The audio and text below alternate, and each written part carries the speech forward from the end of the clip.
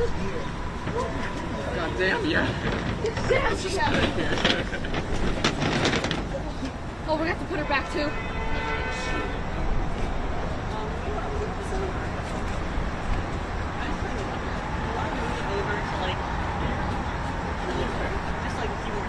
Oh, yeah.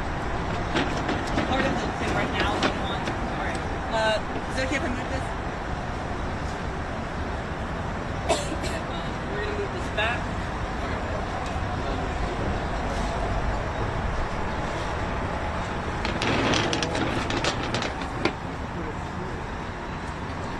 We want this.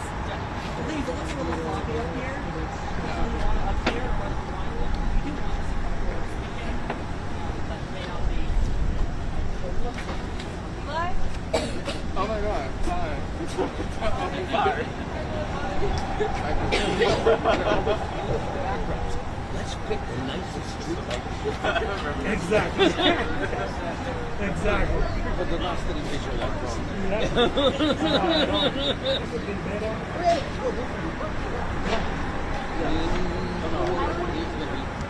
That building's but you're not gonna. Yeah, you should. Theoretically, I'm not.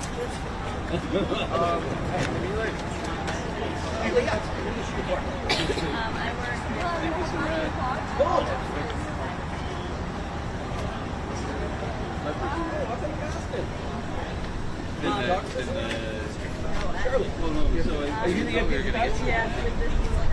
That's unbelievable. I mean, not that I question your ability. I mean, down. You can talk Charlie, that. Like, where are people gonna stand from? That's what we did last time. We do want something that looks.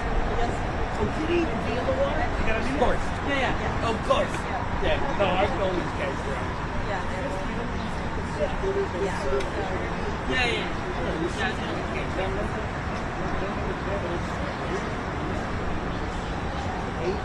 Okay. The one thought was that we want the saddle effect to be That's pretty cool. right now. Everything. Right. Taste is way my money. So,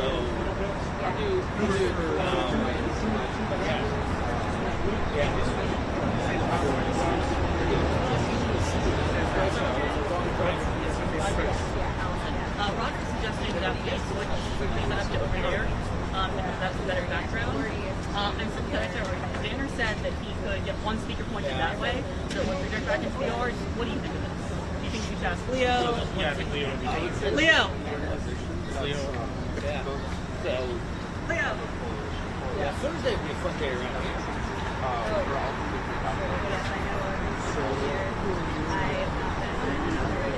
I think there will be stuff outside too. It won't just all be inside. Right now, it's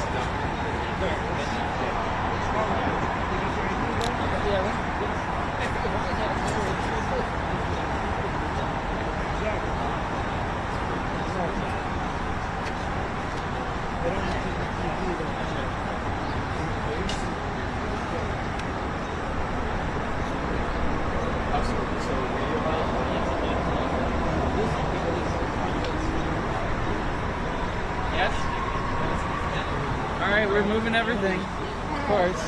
Alright, we may have to take this one. Where are we going? We're just going to move the stage slightly over this way. Okay. So,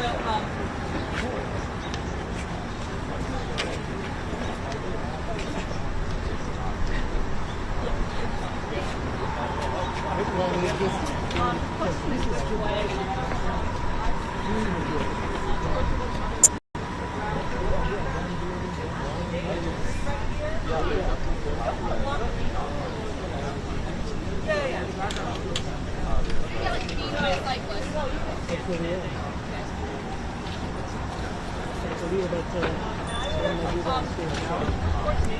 Move a little bit that way to your right. And I know my roots are facing the one. Yeah. It's back in front of the entrance. So that way we've got big footpath here, big angle. That, sound. I mean, like, is it them defending what might happen to them in the future? Is it a show of solidarity? What have you seen from this? I think it's a show of solidarity. I talked to some club students after the incident with one of the essentially did not cross the streets. And I think that fear kind of becomes sparked in a lot of colleges in the area. So part of other students attending these rallies is out of support, but I think part of it is also because they were in the school to be targeted as well, especially if they make a statement or continue to do things that are within their rights as students. Is there anything that you're saying to the Harvard administration about this?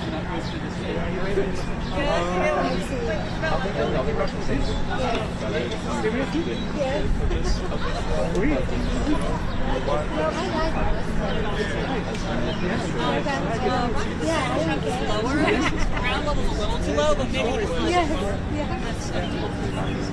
Thus far, that hasn't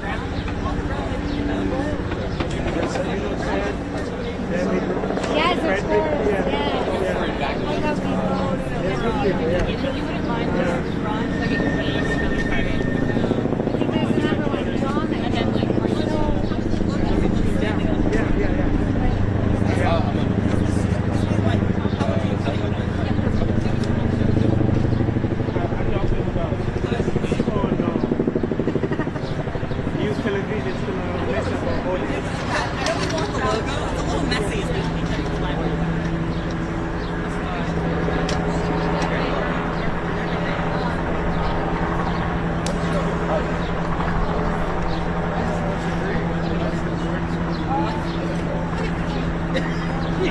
We'll like have to get in our I was thinking we could do would be to reduce the music stand appearances. We can put two. Oh, well, yes. No, conventionally, it's always crazy.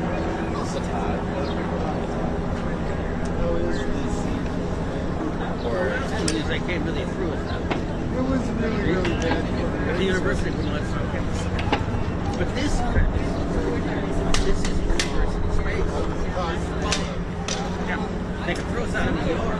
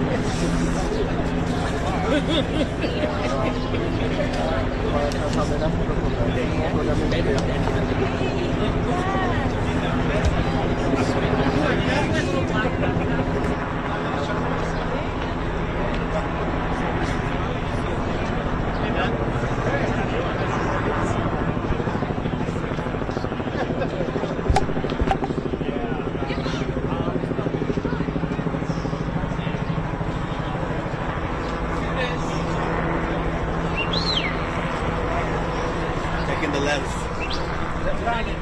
Are you live now? Okay.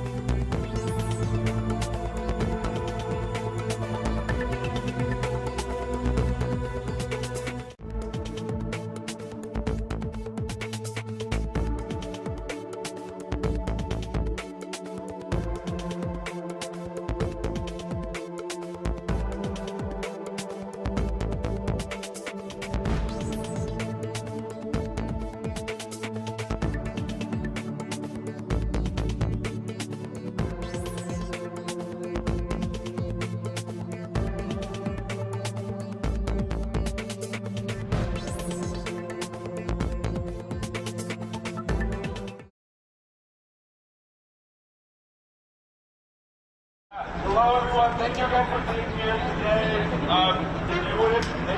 We're not starting, we're starting in about a couple of minutes. If you wouldn't mind getting closer, the stage will be up here on this red piece of furniture right here. So if you wouldn't mind getting closer to the stage. And again, we'll be starting in 2 or 3 minutes. Thank you so much. All right.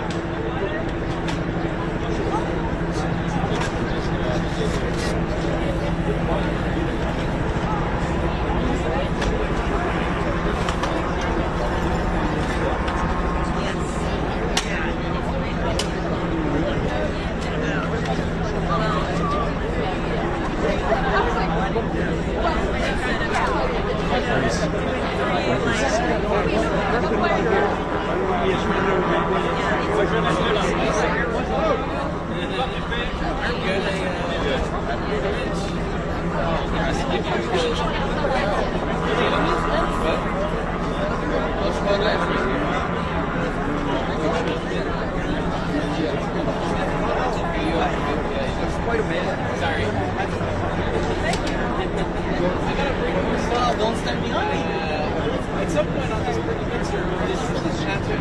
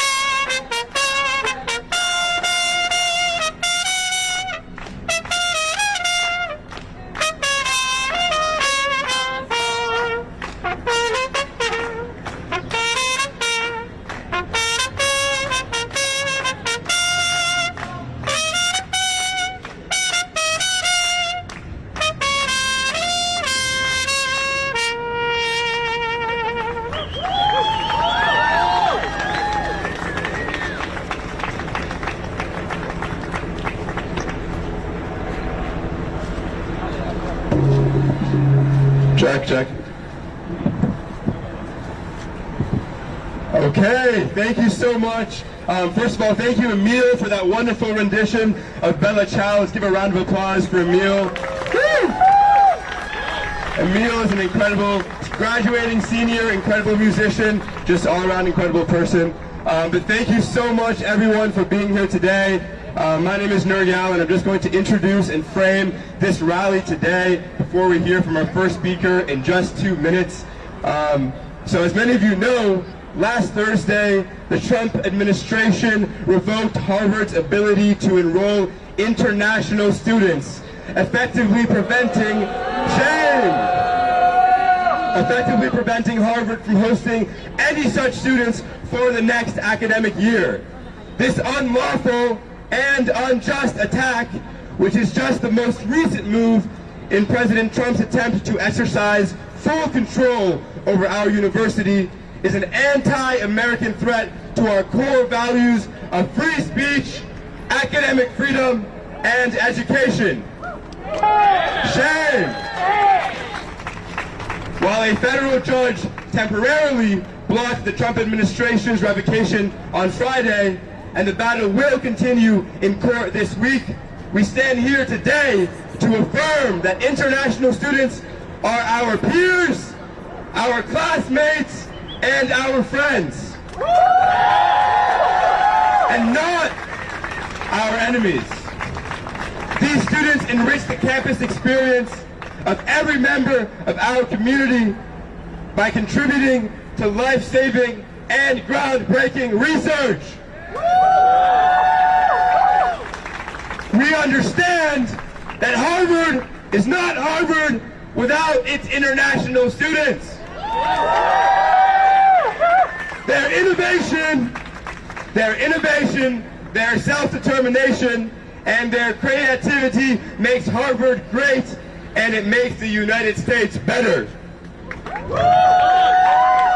The Trump administration's actions from last week and throughout this entire semester confirm how far they are willing to go to impose their authoritarian agenda on higher education and suppress dissent. Shame! Now, more than ever, we must stand firm and hold our ground. We refuse to be divided. Before I introduce our next speaker, we're going to do a few chants just so we can feel the energy and solidarity being here today, standing up against authoritarianism and for our international peers. So first, we're going to start with a very classic chant. I'm going to say, when immigrants are under attack, what do we do? Stand up, fight back. And we're going to repeat that. When immigrants are under attack, what do we do? Stand up, fight back! When immigrants are under attack, what do we do? Stand up, fight back! I said, when immigrants are under attack, what do we do? Stand up, fight back! I'll do one more chant, and then we're going to pass it off to our first speaker, which I'm so excited to introduce. So I'm going to say, first our funding, now our friends, and you repeat that. And then I'm going to say, we will fight until this ends, and you will repeat that. First our funding, now our friends. First our funding, now our friends. We will fight until this ends. We will fight until this ends. First our funding, now our friends. First our funding, now our friends. We will fight until this ends. We will fight until this ends. Now today, you'll hear from a group of students and faculty, both domestic and international. You'll hear how Trump's latest attack fits into the bigger picture of his authoritarian assault on higher education. You'll hear exactly what international students mean for our campus here at Harvard. And finally, you'll hear anonymous testimonies from international students who were unable to speak publicly out of fear for their safety.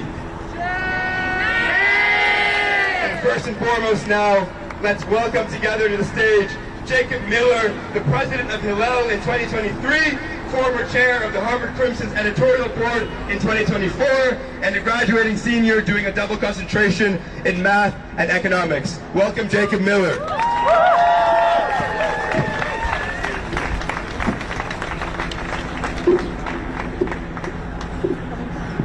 Hi. Hi. My name is Jacob Miller. I want to tell you the story of Frances Dubsky. Frances Dubsky was my great-grandmother. She was a Jew in the University of Vienna. In 1938, she was expelled. She was going to be in the generation of one of the first female doctors. And instead, she was expelled because she was a Jew from one of the top universities in the world at the time. I stand here before you today at the top university in the world today, watching my peers face removal because of their nationality. Shame! If there is anything to learn from this Jewish history, it's that when we push people out of our schools because of their identity, it's a symptom of a morally bankrupt politics. That is why the administration's excuse for these policies, that they somehow address anti-Semitism, are so absurd. Let's be clear. This has nothing to do with combating anti-Semitism. Anti-Semitism is a real problem. It's a problem at Harvard. It's a problem in our country. But these policies will do nothing to combat this age-old hatred. Instead, they are designed to divide us apart. And so I'm here today to tell you that the Jewish community rejects this administration's narrative. We will not allow our identities to be invoked to destroy Harvard. We will not allow our identities to be invoked to undermine institutions of higher education. And we will not allow the administration to wield our identities as a pretextual prop in the political persecution of our peers. The Jewish sage Ben Zoma asked, "Who is wise?" His answer, which is recorded in Ethics of the Fathers, says, "He who learns from everyone." I can tell you that in my time at Harvard, I have learned so much from the international community. There are problem set partners, our peers. They've been my co-editors at the Crimson. Most importantly, there are friends. The idea that the wise man is one who learns from everyone is not just a Jewish idea. It's an American idea too. It's why we're a nation of immigrants. It's why people, like my great-grandmother, fought desperately to get a visa to come here. It's because we recognize that there is an important difference and that we can learn from everyone. We will not stand for this. Not the Harvard community and not the Jewish community.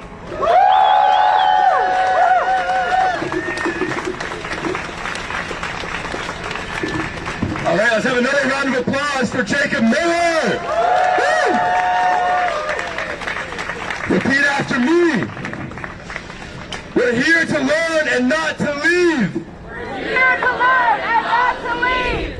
In education, we believe. In education, we believe. We're here to learn and not to leave. We're here to learn and not to leave. In education, we believe. In education, we believe. Thank you. And now, let's please welcome to the stage Professor Ryan Enos, Professor of Government at Harvard and a member of the Harvard chapter of the American Association of University Professors. Let's hear it for Professor Enos.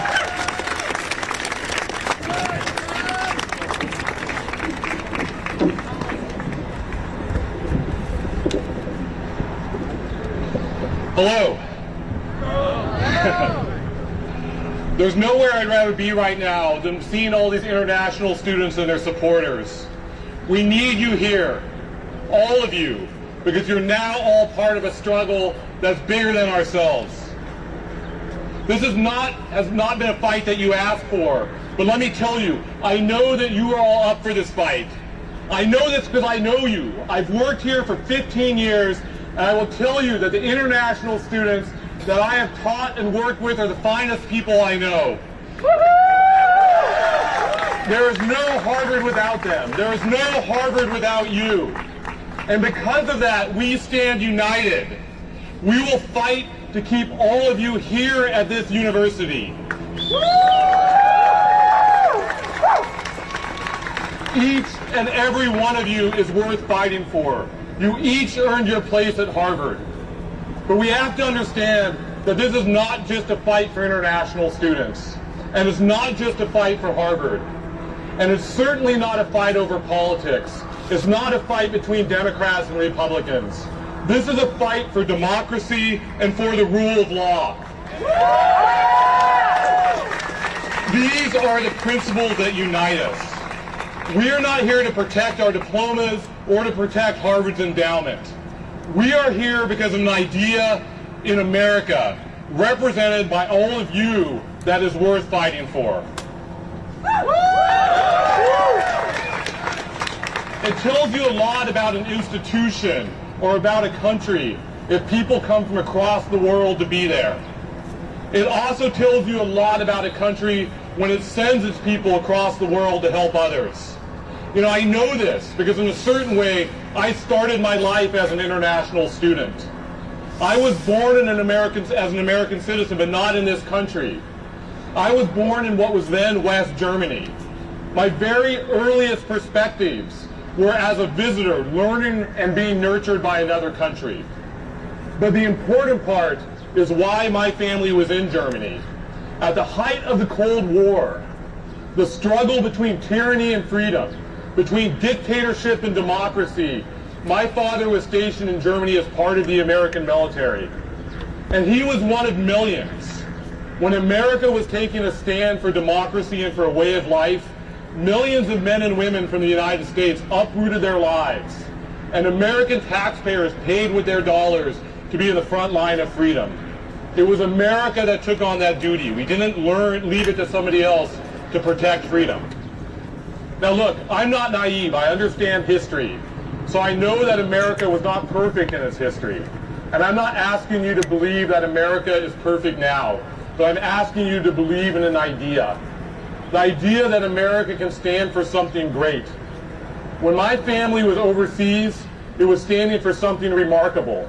It was a country that used its wealth and power to try to make the world a better place. For many of you, it was this idea of freedom and democracy and the blessings that flow from these that made you want to come to America.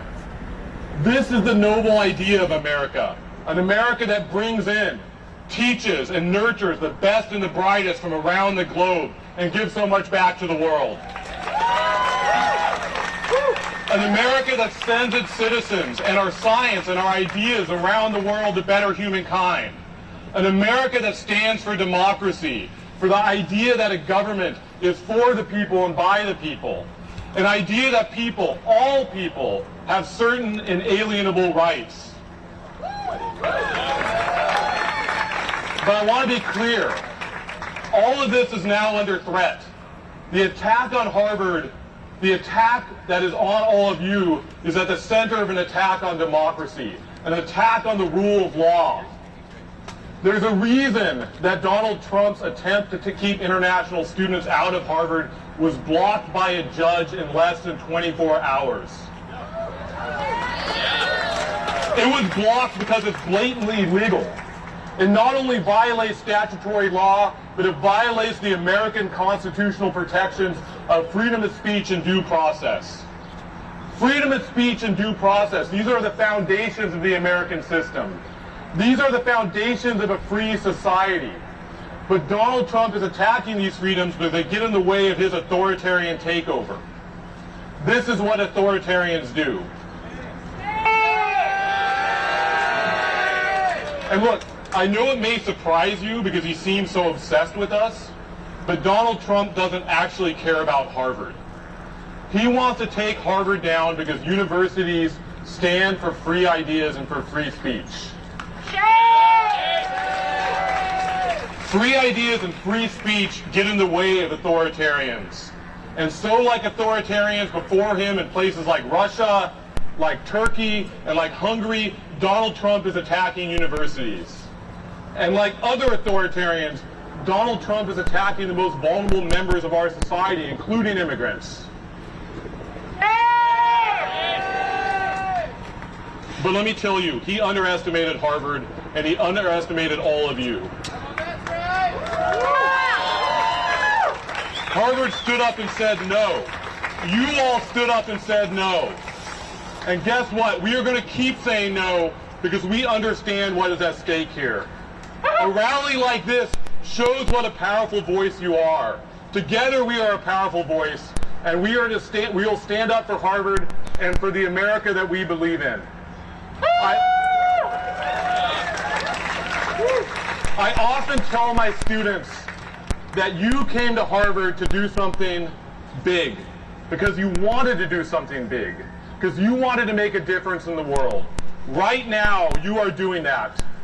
The world is watching as we speak, and we speak up for an ideal of America. This is what we are fighting for, and I know together that we can win. Thank you.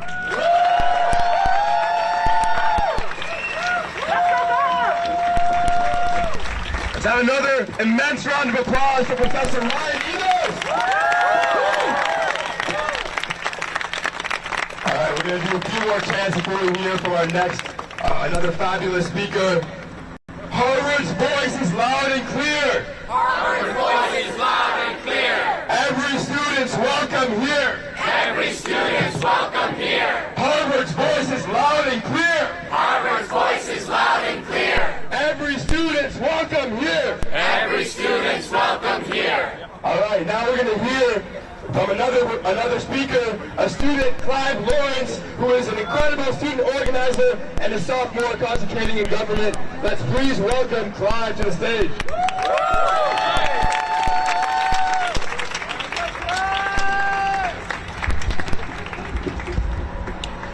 When immigrants are under attack, what do we do?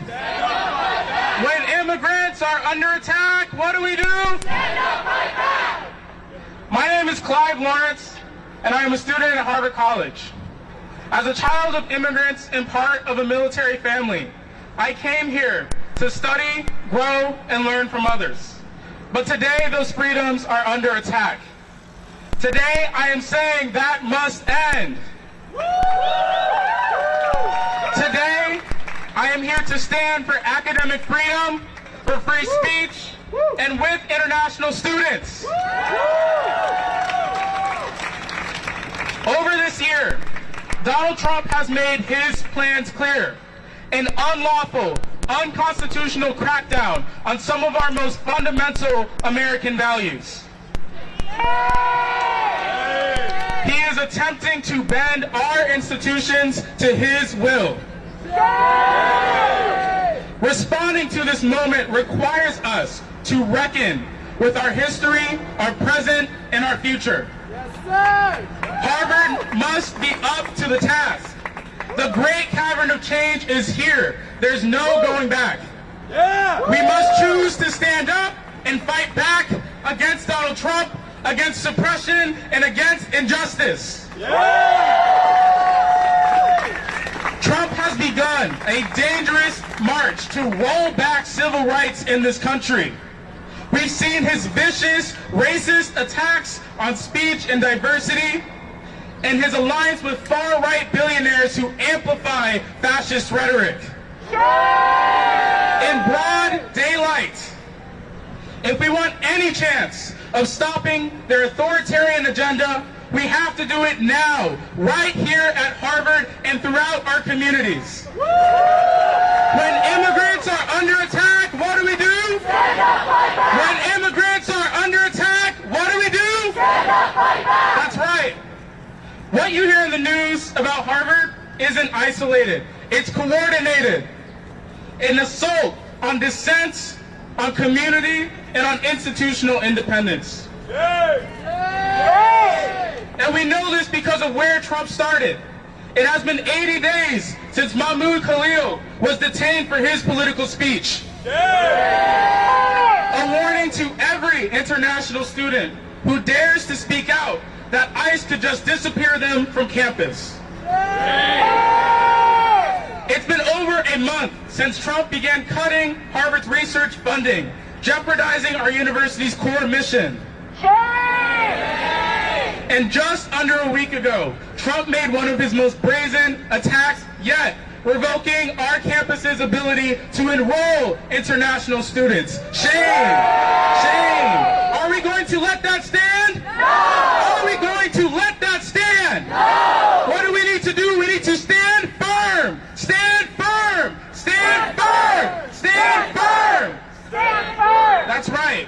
We have to end these attacks. It is up to us, each and every one of us. You already know this by being here. Harvard's mission is under siege, not in theory, but in practice. Trump's policies are choking our ability to teach, to learn, and to grow. But we also know something else. When students build power, we win. When campuses build power, we win. When communities build power, we win. History proves it. When students push back against oppression, when we organize with working people and fight for justice, we what? We win. At Harvard, we are joining a long line of anti-war movements, of civil rights movements that show how exactly we can bring about change. And today, we commit ourselves again to resistance and solidarity, especially now more than ever for our international peers. But we must be clear. This is not the kind of solidarity where leaders say one thing and do another, or worse, don't do anything at all. Harvard will only continue fighting for its international students as far as we push it to. Because we mobilize, we can be proud that Harvard is taking Trump to court. But if we want our campus to truly reflect justice, inclusion, and belonging, we must go further together. So let's keep building this movement. For students here, join student groups. For communities here, join community organizations. March in solidarity. Demand protection for our peers and hold our university accountable every step of the way. Because history doesn't remember those who sat quietly while democracy was dismantled. They remember us, the ones who organized, the risk takers, the ones who stood up when it mattered most. We are those people. We are that moment, and our power is just beginning. Let's get to work. Thank you.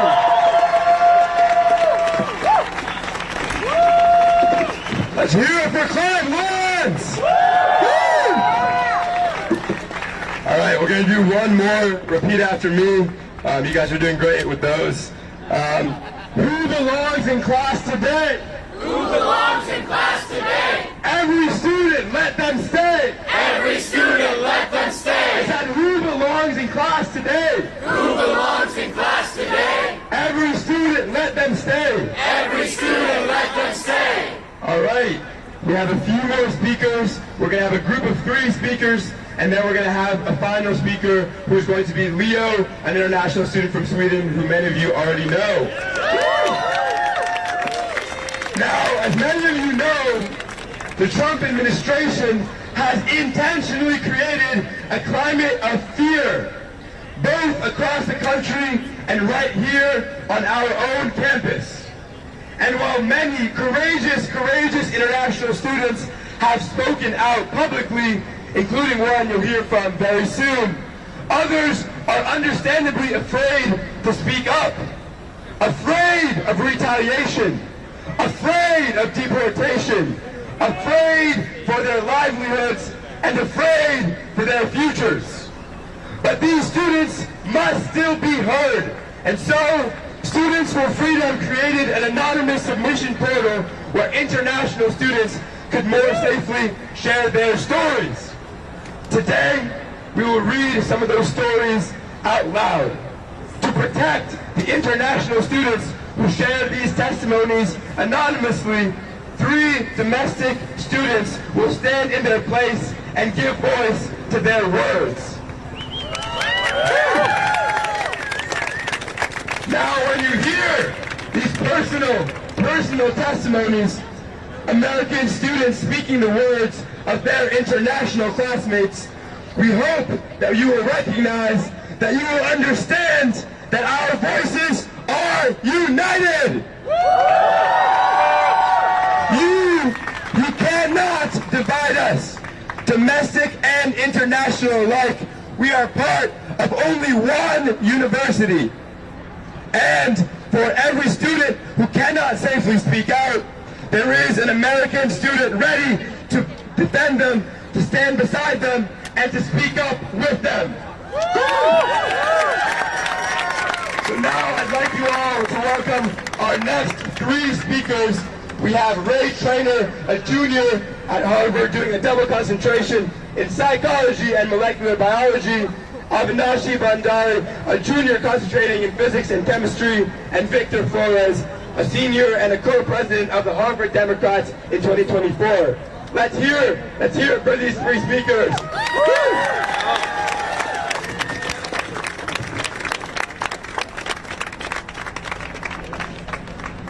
Can everybody hear me? No. Okay. Can everybody hear me? Yeah. Awesome. Okay. So, this is my first time speaking at a protest. Thank you. And as a science student at Harvard, I know that international students contribute so much to our scientific community and to our community of friends. I could say so much about how Trump is targeting our research and our student body, both our ability to produce knowledge and to share it. But I want to talk a little bit about what it was like to help organize this protest. I would say that for every student I talked to who said that they were excited to come and that they could make it, I talked to someone else who was afraid to come. Yeah. That is abominable. Aren't we supposed to have free assembly in this country? Why do we fear government retaliation? Shame. Trump is is using our international students as a bargaining chip.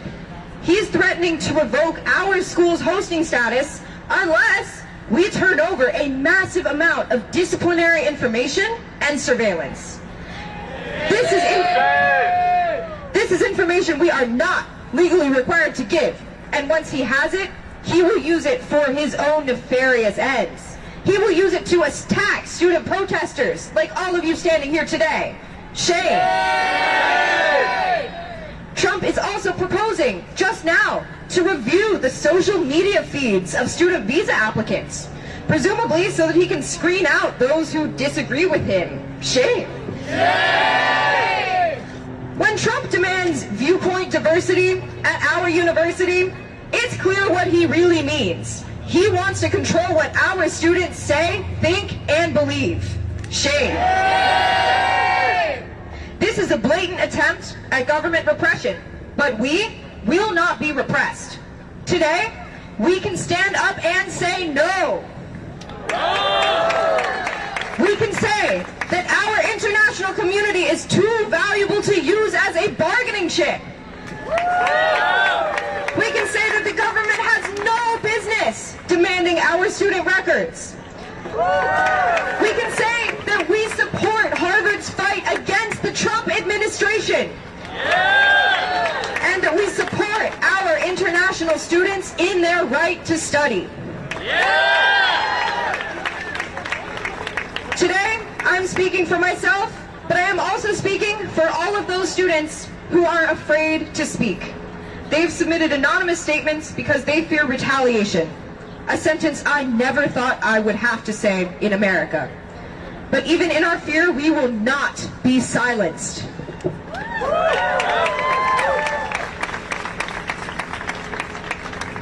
Okay, our first statement, my first statement, comes from an international student who is a freshman in the class of 2028. And they said, "I am enraged and infuriated by the Trump administration's decision to revoke Harvard's SEVP certification, the latest episode in a series of vicious attacks against our university. This has nothing to do with fighting anti-Semitism or pro-terrorist sympathies on campus, and everything to do with punishing our university for its refusal to bend its knees and lick Trump's boots. We stand united against the illegal and unconstitutional actions of this administration, and we will not give up the fight. Hasta la victoria siempre."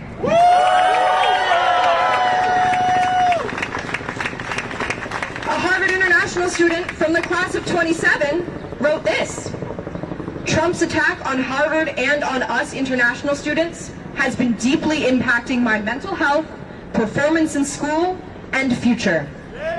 Shame. As a government student, my focus has shifted from understanding the world to fighting for my own rights in a country that is built on the very idea of freedom. No country can ever take democracy for granted, and I hope that people will stand up for it. Suddenly, everything in my life feels uncertain, including coming back to America in the fall. Seeing what happened to students who speak out, my family is really worried about my safety in the U.S. Shame! Shame! I'll turn it over to our next speaker, Avinashi. Can you hear me? All right. Yeah, I want to echo a lot of what Ray has said. I'm appalled just to have to be up here to defend my international student, friends. This is a place that I never thought I would get living here in the U.S. But I want to speak as a physics and chemistry concentrator. I've found that frequently, actually, we're some of the least vocal activists on campus, which at a time like this would be a real injustice. As people studying science, we know that the only way that we can successfully do so is by collaborating with all students, especially international ones. I can speak from my own experience here, right? Some of the best students and best PSET partners I've encountered have been international students. They bring unique approaches to problems as well as incredible friendships outside of the classroom. I want to just ask the students here to reflect on the professors they've had at Harvard. For STEM concentrators, I can say the majority, if not all of us, have had an international professor at some point. And that is because we need the experiences and viewpoints of a diverse group of faculty in order to perform the rigorous research that we strive for. The attack on Harvard and its international students is part of a deeper effort to defund and dismantle the academic world. It's an attempt to reroute our brightest researchers into private corporations, stripping academic institutions of their power. But is that how academics have historically responded in the face of fascism? Have the majority sided with the nationalistic pushes of their home governments? No. And that's exactly what led to the brain drain in Europe in the 20th century. When academia fell apart, we saw an influx of brilliant academics into the US, and by taking them in, we were able to become the center of research that we are today. America has always benefited from being part of the international scientific community. Iconic achievements like the Human Genome Project simply wouldn't have happened without foreign-born scientists who came to the US to study and work. International students educated in the US have gone on to win Nobel Prizes and make groundbreaking contributions to knowledge across the world. This is what Donald Trump is attacking today. The U.S. is only able to call itself a hub of scientific prowess because of the international community of researchers that live here. And by blocking Harvard from enrolling international students, we lose the ability to foster the scientific community at all. So that's speaking from the perspective of a scientist, but I also have some students, some submissions from international students here that I will read. So this is from a student in the class of 2027. And they said that diversity at Harvard, defined in large part by the international community, is the reason that I came to Harvard. Trump and his administration's attacks on Harvard are simply an attempt to censor schools that don't comply with his legal, unconstitutional orders. I am stunned by the shamelessness of everything that is being done, and the fact that behavior like this is normalized is the biggest problem. Active pushback is required from all of us.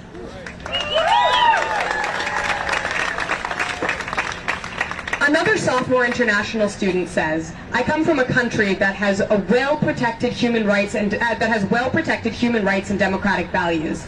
I never thought that by coming to America I would lose the same freedoms I was lucky to grow up with. In light of recent events, I worry that this country is on a path towards authoritarianism, something that will harm even Americans. I will now pass off to the next speaker. Hello everyone, and thank you for having me.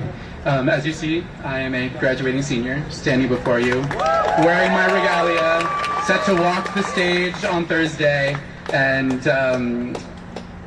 it's crazy to think that instead of celebrating with my family, I had to leave my dinner early to come to a rally to advocate on behalf of our international community here at Harvard, who have been an incredible part of my story here at the university, and want to share a bit of that with you here today. So I want to briefly share some words from the perspective of a senior who has been deeply impacted by international peers over my time at Harvard. Coming from a small, rural community, most folks back home don't end up leaving our hometown. Few travel outside of the United States. As a student at Harvard, the world opened up to me as the campus's diversity gave me the opportunity to collaborate and exchange ideas with students from communities, backgrounds, and with experiences completely different from my own.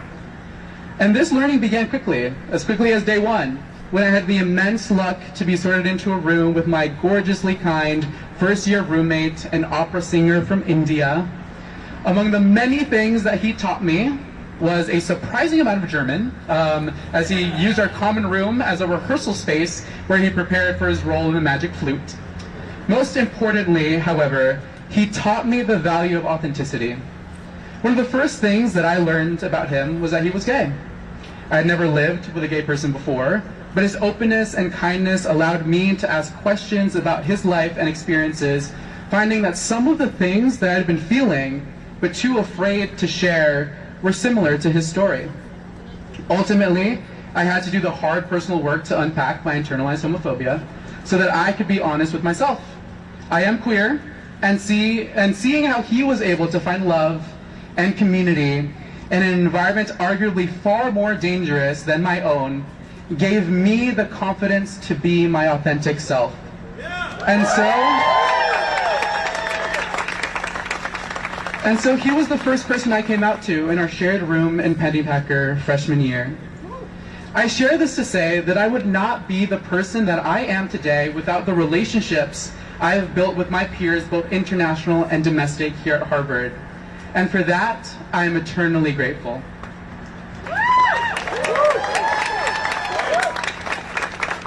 It is also to say that the events over the past few months have made clear that capitulating to the Trump administration by eliminating affinity graduations or providing the disciplinary records of students without telling them what of their records has been shared will never be enough. Harvard must remain steadfast in its commitment to the value of diversity that made my experiences possible.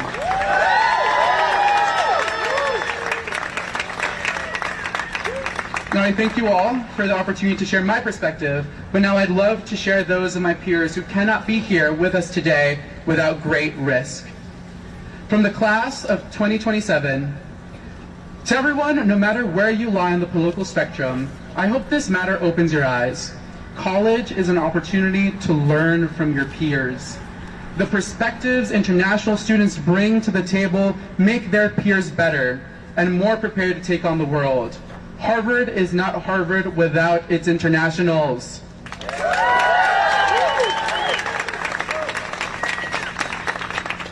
And now finally, here's a statement from one of my peers, a Harvard senior. The Trump administration says that it is a privilege for Harvard to host international students and for international students to be here. It is indeed a privilege, not one bestowed by a man, but by the constitutions and the laws of this country. We applied to Harvard, got in, went through the lengthy visa process. We followed all the laws. We earned it. Anyone who cares about the rule of law should be against this blatant violation of the law.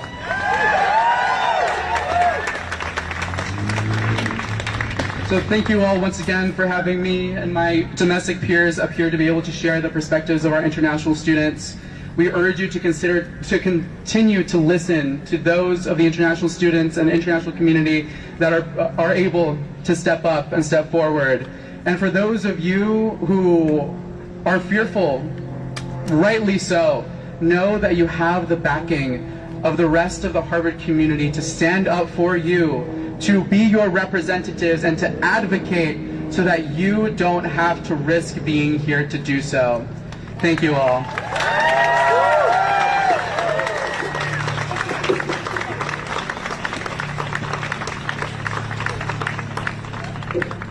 Let's hear another round of applause for Ray, Avinashi, and Victor.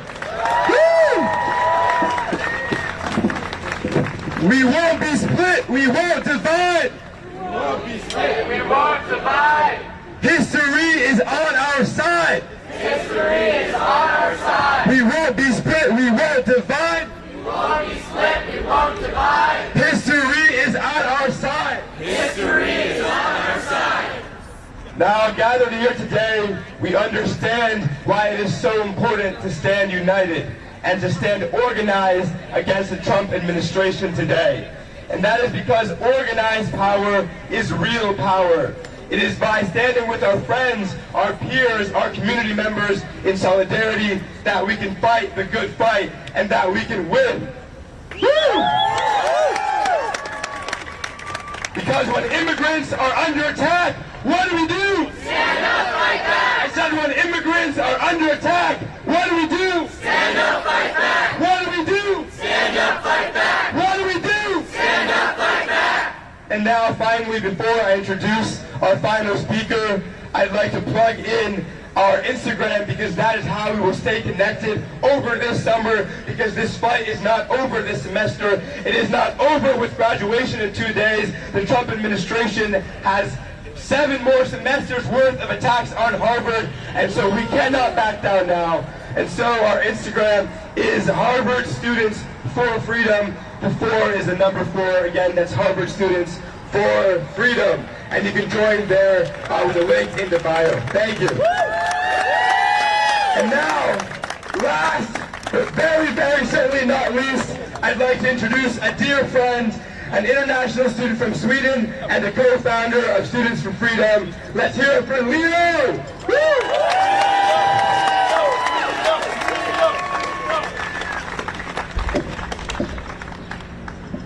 Not the best day to fall.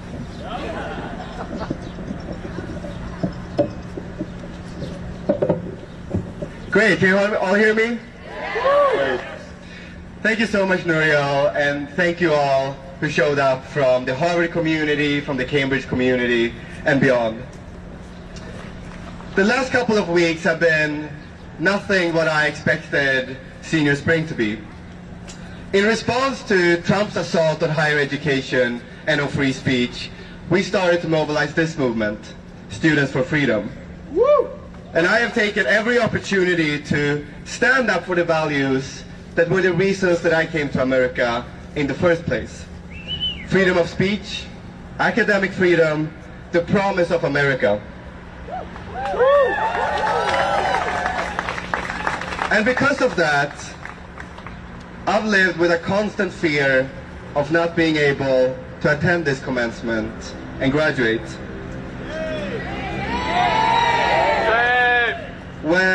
When a man looks at me for a couple more seconds than usual, my heartbeat has started going up. Because it might be an ICE agent who's about to detain me like they did with Romesa Ozturk, Mahmoud Khalil, and Ksenia Petrova.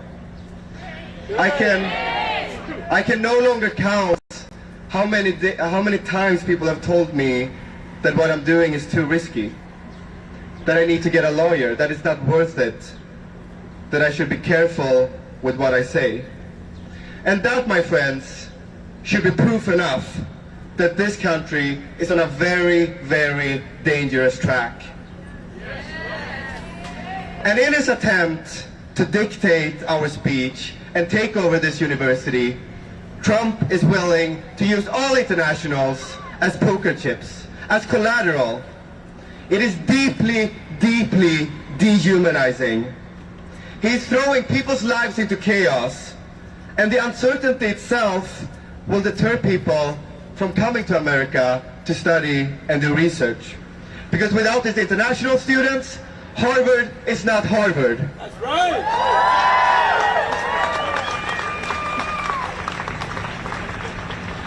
And look, me and my fellow international students, we never wanted to take this fight. But we have no choice but to take it. Because if we start to give in, he's going to demand even more. If we hand over a couple of names of students who, say, participated in a protest, he's going to come back and ask for 100 more. If we fire a few controversial professors, every economics professor who criticizes his tariffs, or a medical researcher who develops vaccines, or a law professor who simply teaches the Constitution, all of them will then be at risk. That is why we have to stand firm, we have to stand united, because we will never, never surrender our independence. So Harvard, please join me in saying no to every single one of Trump's demands. Are we going to let Trump dictate what can be said in our classrooms? No! Louder! No! Are we going to let Trump fire professors who disagree with him? No! Are we going to let Trump install himself as provost of this university? No! Never! Never, never, never, because doing so would be a shame to the ideals and values that this place is supposed to install in us and that we celebrate this week in particular. veritas, the right to voice dissent, whether it's in the classroom or it's from the stage of a protest. And doing so would be a shame to the people who walked before us. Those who fought on this very ground 250 years ago to reject a British monarch in favor of a free country.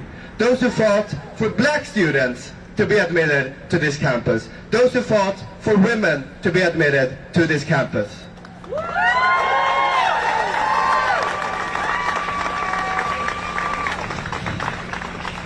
My fellow Harvard students, we are in an equally important moment right now.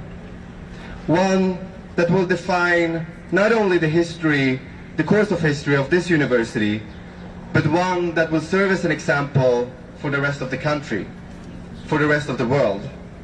Because if we give up, others will surely follow suit. We can never allow that to happen. We will never allow that to happen. Because my friends, Trump's intentions, they are pretty clear. He wants to rule as a dictator. He's gonna continue to make demands, threats, trying to intimidate us, trying to crush any resistance. But whether he succeeds or not is up to us. We have the choice of whether to accept it or rise against it. We have agency. We, the people, have the ultimate power over the direction of this country.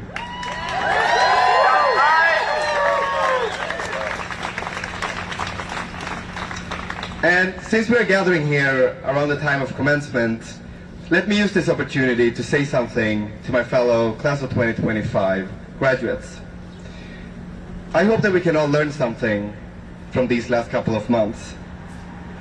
We will all find ourselves in similar situations as Alan Garber in the companies and institutions we work for and lead. Collectively, the class of 2025 is going to have a lot of power in this world. Use it wisely. Use it to resist any attempt to make you do what goes against your principles. Let's all use it to put us on a better trajectory than the one we are on right now. Thank you all for listening. Thank you all for coming to this. Thank you all to the wonderful speakers. I'll give it up. Last one to Nuriel.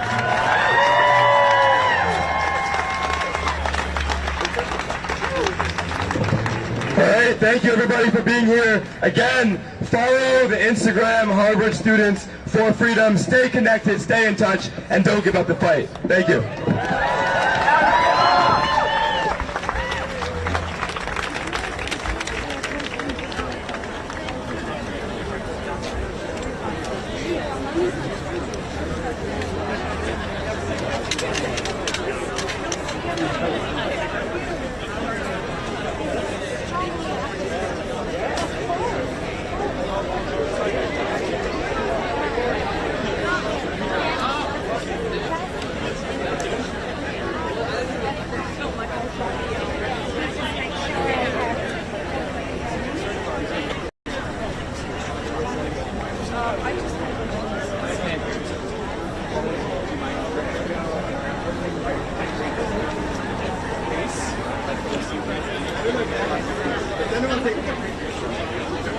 Lotta, ta en bild.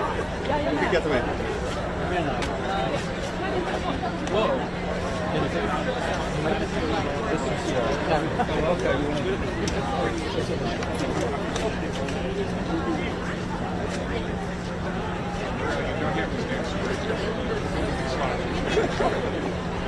Appreciate it.